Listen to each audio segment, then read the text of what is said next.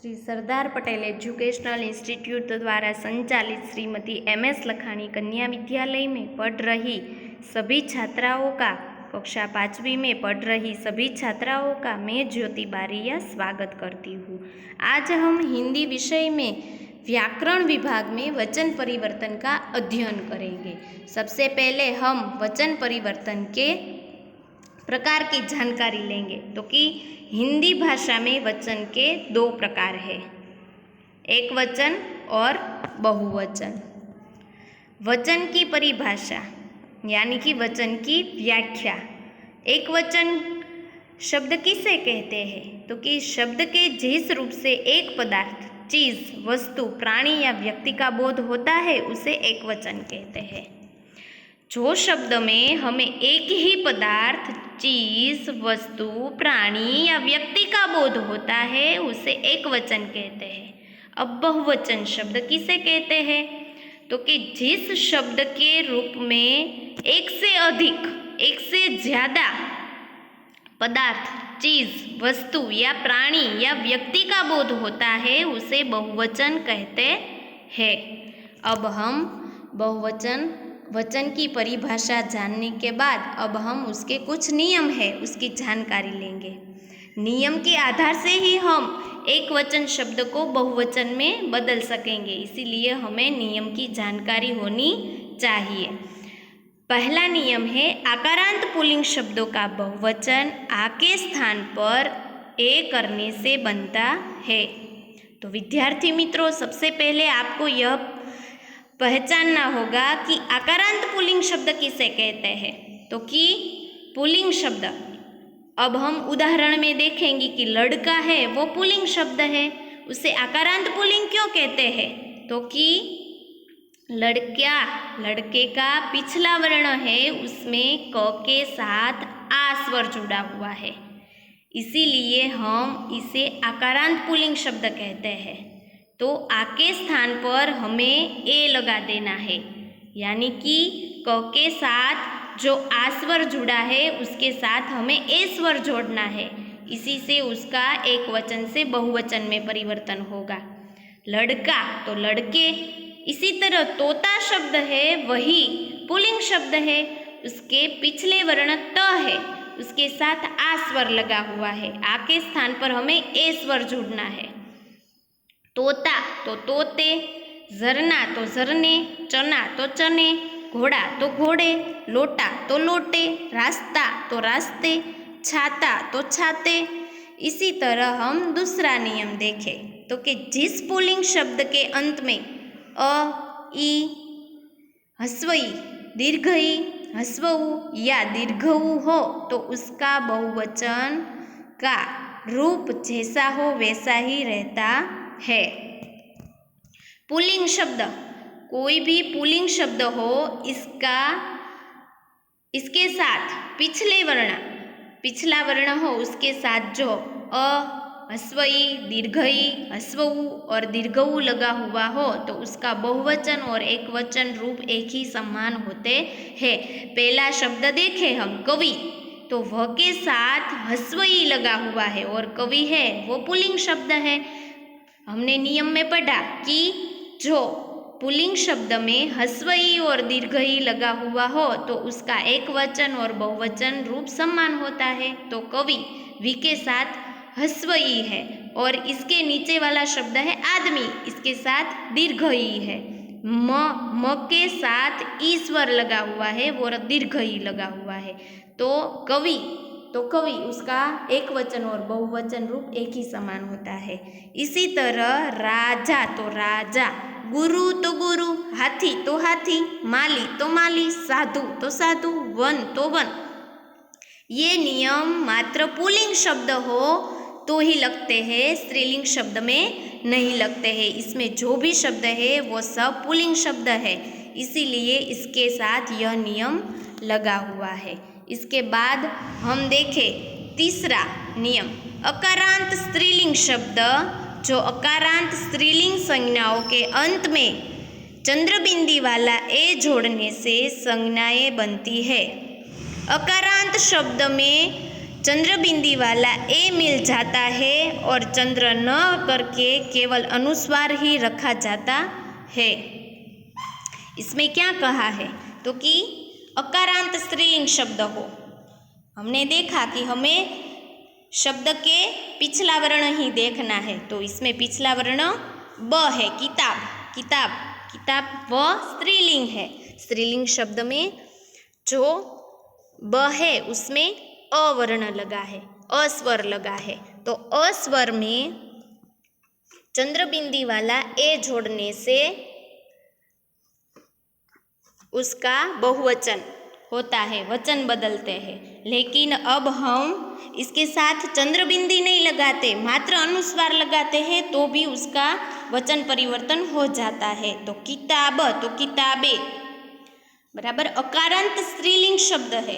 अकारांत स्त्रीलिंग शब्द है, उसमें अकारांत क्यों कहते हैं वो तो पता है ना विद्यार्थी मित्रों, कि उसका पिछला वर्ण ब है, उसके साथ अस्वर जुड़ा हुआ है, इसीलिए उसे अकारांत स्त्रीलिंग शब्द कहते हैं। तो अ के स्थान पर हमें ए लगाना है, लेकिन चंद्र बिंदी वाला नहीं लगाते तो भी चलता है, मात्र अनुस्वार ही करना है। इसी तरह आँख तो आँख है, पेंसिल तो पेंसिल है, मोटर तो मोटर है, कलम तो कलम है, भूल तो भूले, लात तो लाते, बूंद तो बूंदे। इसी तरह हम चौथा नियम देखें, आकारांत स्त्रीलिंग शब्द। आकारांत स्त्रीलिंग संज्ञाओं में भी चंद्र बिंदी वाला ए जोड़ने से बहुवचन संज्ञाएं बनती है। आकारांत स्त्रीलिंग वर्ण क्यों कहते हैं इसे? आकारांत स्त्रीलिंग शब्द क्यों कहते हैं? क्योंकि महिला, पहले तो महिला वह स्त्रीलिंग है और उसका पिछला वर्ण क्या है? ल। ल के साथ आ स्वर जुड़ा हुआ है, इसीलिए उसे आकारांत स्त्रीलिंग शब्द कहते हैं। तो हमें उसमें कुछ भी फेरफार नहीं करना है, इसमें मात्र ही चंद्र बिंदी वाला ए लगा देना है। महिला तो महिलाएं, क्योंकि इसमें ह्रस्व ई लगा हुआ है। माला तो मालाएं, लता तो लताएं, सेविका तो सेविकाएं, शाखा तो शाखाएं, कथा तो कथाएं, छात्रा तो छात्राएं, सेना तो सेनाएं। विद्यार्थी मित्रों, आपकी समझ में आता है ना कि आकारांत स्त्रीलिंग शब्द, क्योंकि महिला, महिला वो स्त्रीलिंग शब्द है और उसका महिला का पिछला वर्ण ल है, उसके साथ आ स्वर जुड़ा है, इसीलिए उसे आकारांत स्त्रीलिंग कहते हैं। जो आकारांत स्त्रीलिंग वर्ण है, शब्द है, उसमें कोई भी फेरफार नहीं करना है और इसमें चंद्र बिंदी वाला मात्र ए ही लगा देना है। अब हम पांचवा नियम देखेंगे, तो कि इकारांत स्त्रीलिंग संज्ञाओं के अंत में चंद्र बिंदी वाला या जोड़ने से बहुवचन संज्ञाएं बनती है। इकारांत, इकारांत ह्रस्व ई, जिसमें ह्रस्व ई स्त्रीलिंग शब्द हो और इकारांत यानी कि ह्रस्व ई लगी हो, उसमें भी कुछ भी फेरफार नहीं करना है, मात्र उस शब्द के पीछे चंद्र बिंदी वाला या ही लगा देना है। इकारांत स्त्रीलिंग यानी कि मूर्ति वह स्त्रीलिंग शब्द है, इसके पीछे ह्रस्व ई लगा हुआ है, इसीलिए हमें उसमें कोई भी चेंज नहीं करना, कोई भी फेरफार नहीं करना है, मात्र उसके पीछे चंद्र बिंदी वाला या लगा देना है। ह्रस्व है, उसका ह्रस्व ही रखना है। विधि तो विधिया, लिपि तो लिपिया, कीर्ति तो कीर्तिया, जाति तो जातिया, कृति तो कृतिया, सिद्धि तो सिद्धिया, नीति तो नीतिया।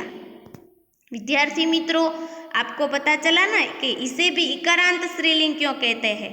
कि मूर्ति वह स्त्रीलिंग शब्द है, इसके पीछे ह्रस्व ई लगा हुआ है, तो के साथ ह्रस्व ई स्वर जुड़ा है, इसीलिए इसे इकारांत स्त्रीलिंग शब्द कहते हैं। जब इकारांत स्त्रीलिंग ह्रस्व ई वाला इकारांत स्त्रीलिंग शब्द हो तो उसमें कोई भी फेरफार नहीं करना है, मात्र उसके साथ चंद्र बिंदी वाला या ही जोड़ना है।